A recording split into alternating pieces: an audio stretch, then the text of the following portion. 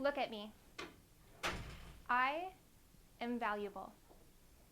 I am a mother, I'm a daughter, a sister, and a friend. I am a writer, a speaker, a dreamer, and a leader. These are the things that create real lasting value in me. So why is it that my entire life I've been conditioned to feel like those things aren't enough? The media portrays an image of what a woman should be.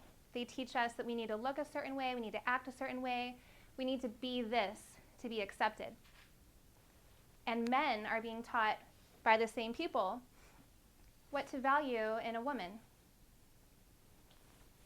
There are so many women that have dreams inside of them, voices just waiting to be heard, waiting to scream out, but they don't feel right. They don't feel like they're ready to, or they can't. Because what's the first thing that you do when you're going to do something big, when you're going to a meeting or going to an interview or going to anything? The first thing you do is you put on your makeup and you do your hair and you have the right outfit, and then you check yourself in the mirror a couple times, and as soon as you feel physically beautiful enough, then you feel valuable enough to go after whatever it is that you want. I got a crash course on the value of beauty when I turned 21. My best friend Courtney was working at the Hard Rock, and her job was to go around this bar and find men who wanted to come and watch a contest that was happening later that night. The contest was whoever was the most beautiful woman in the bar won $300. So one night I was bored, and I decided just to go visit Courtney at work and just kind of follow along. I was, in Vegas, but just barely 21. I didn't know how anything worked, how things went. So I just kind of followed along behind her nervously. And so she would go up to guys and tell them about the contest and tell them where they had to come back. And this guy turns to me and goes, "Are you going to be in the contest?" And I was shocked. I said, no, no, I'm not going to be. No, thank you. And then he said, "Oh, well, that's a shame because I would vote for you." And throughout the rest of the evening, we kept talking to more and more guys, and the similar thing kept happening. Somebody would ask me, will you be in the contest? And I would say no. And he would say, "Well, I would vote for you." So the time came right before the contest, and a bunch of girls that had decided to come down and be in the contest were lining up.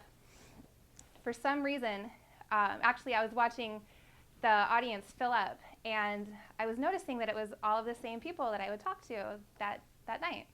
And I thought immediately, okay, if they were telling the truth, that they would vote for me, I could win this. So somehow I got courage and I grew a pair of balls really quick. And I said, okay, I'll enter. So I entered the contest and I got to the back of the line.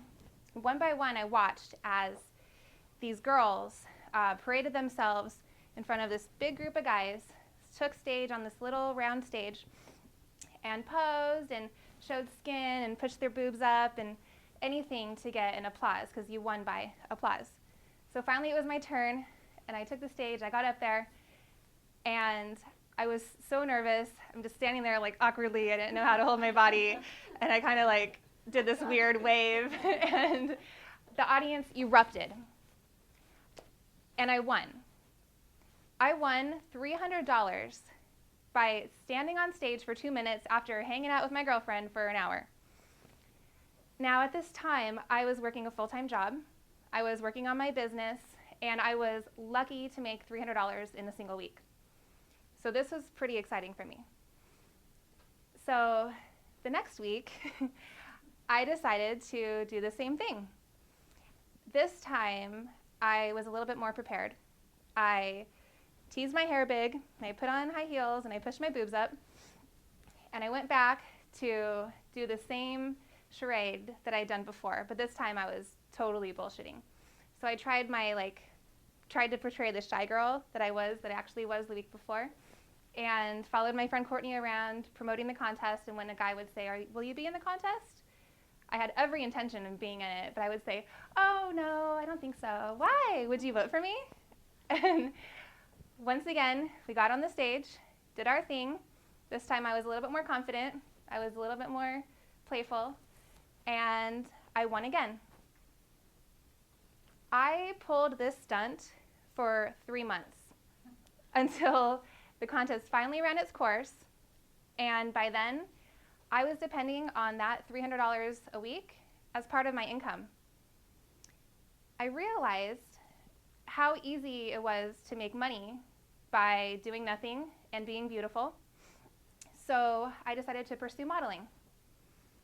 Now, I took a couple jobs and I supported myself for the next couple years by standing in front of some club with my boobs up and my hair big and not saying a word and just smiling at a bunch of guys who knew nothing about me.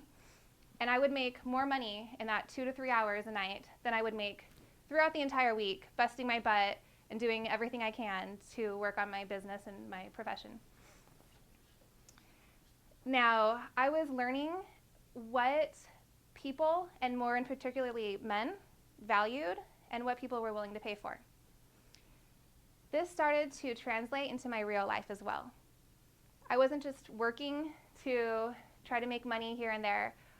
I actually noticed it becoming part of my regular conversation with people. I would, if my computer was broken, I would, push my boobs up, put some makeup on, and go into the Apple store and immediately scan the store for the first male associate I can find. Then I'd walk up to him and say, "Excuse me, my computer's broken. Could you help me fix it?" And then he would, and we'd have this, exchange of I don't know what. He's helping me because I'm pretty. He thinks I am. I don't give a crap about what he thinks or does or wants. I just want my computer fixed. And what I realized after kind of doing this in my life for a while, one day I just had this realization that by letting men place their value of me based on how beautiful or whatever they thought I was instinctively becoming learning how to devalue men. I no longer saw men as what they were meant to be, as these caregivers and these, leaders and the support system or anything like that.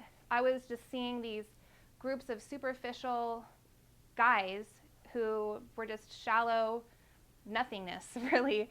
So, we'd have our interaction, I would leave, and while I'm turning around, I'm just thinking you're an idiot, right? And then so finally that light bulb kind of struck in my head, and it just made me realize how crazy that whole thing is. He doesn't care about me, I don't care about him, there's nothing going on besides shallowness. And I decided right then to stop looking to men for things that I wanted. My decision was to just cut men out of my life completely. And what I started to do was look to women for when I needed something. So now, if I go into the Apple store, I don't worry about putting makeup on or, putting this persona or impressing anybody. And when I walk in, I don't look for a man to help me. Instead, I look for the first female associate I can. And I found that when you talk to a woman and you tell her the truth and you ask for her support, show yourself vulnerably, then she's then inspired by you. Then she inspires you as well. You become mutual partners rather than two people trying to get something from each other. So I decided to join this fabulous women's group called Tribal Truth, and it's just been life-changing. I spent a lot of time just trying to cultivate female relationships, and what I've learned, which is very ironic, that this entire time I spent allowing men to place their value on me, and it's usually not a good value. What I realized is that when you create relationships with women and you put yourself in a position to be respected by them, and you create these awesome whatever, when men see that happening, when they see you being respected by other women, then they automatically value you higher for that instead of devaluing you. So since then, I've gotten over my cutting out men from my life completely, and I now have a great, healthy, amazing relationship with the best guy in the world who values me from my heart. and I love that. And now I just feel like it's very important to spread that message that besides men as partners or friends or whatever, there's no reason to be looking to guys for any sense of fulfillment, because there's women here in this world that are ready to help you, support you, and those are the people that you're going to inspire and the people that you will be inspired by. And when I feel like I am creating value, when I feel like I am respected and important, that's when I feel like I am the most beautiful. Thank you.